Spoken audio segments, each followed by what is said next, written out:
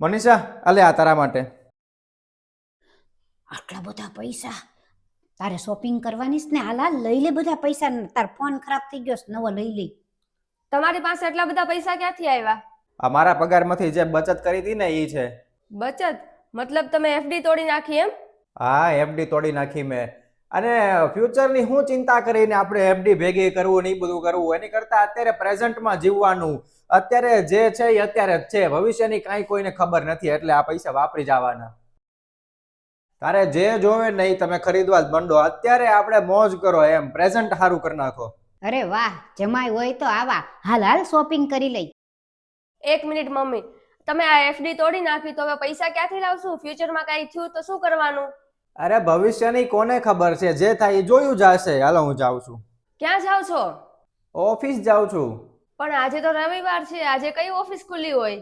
અરે વધારે પૈસા જોતા હોય તો કામ તો કરવું જ પડશે, એટલે એની હાટુ રવિવારે મારે જવું પડશે ઓફિસે.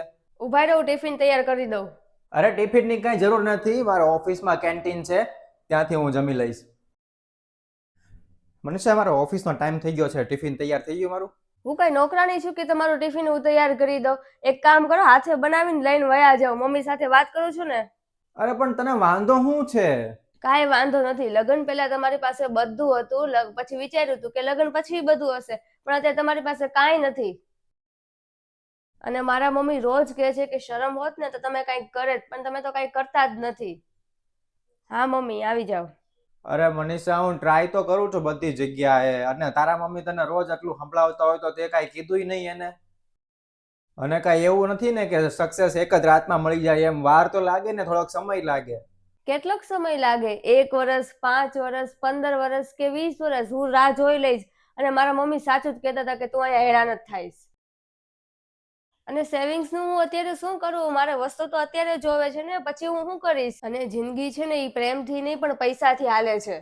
અને તું હું ઊભી ઊભી વિચાર કરસ? હાલ હાલ આ પૈસા લઈ લે, આપણે જઈએ શોપિંગ કરવા. આ ટાઈમ છે આવવાનો? હું પૂછું છું, કંઈક જવાબ કેમ નથી દેતા?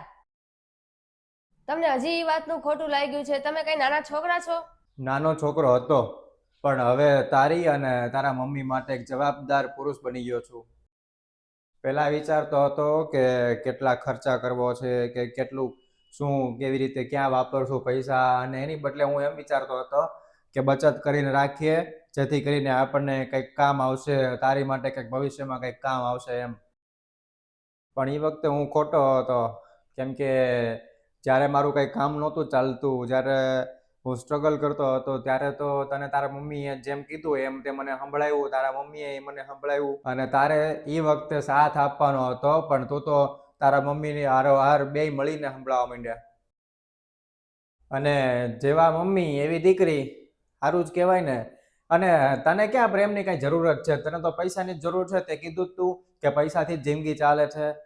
તો હવે એક કામ કરીશ, હું આખી જિંદગી હું કમાતો રહીશ અને તને આપ્યા કરીશ. તારે કદાચ મોબાઈલ લેવો હોય નવો, નવી ગાડી લેવી હોય, કદાચ એવું બને કે નવું ઘર લેવું હોય, તારે જે કરવું હોય એ કરજે. પૈસા તો તને મળતા રહેશે, પણ મારો સાથ તું ક્યારેય વિચારતી નહીં કે તને મળશે. એ મને માફ કરી દે મનીષા, મારા હિસાબે તારી જિંદગી બગડી ગઈ અને તારું ઘર બરબાદ થઈ ગયું. તું એક કામ કર, જા ત્યાં જમાઈ પાસે એની માફી માગી લે.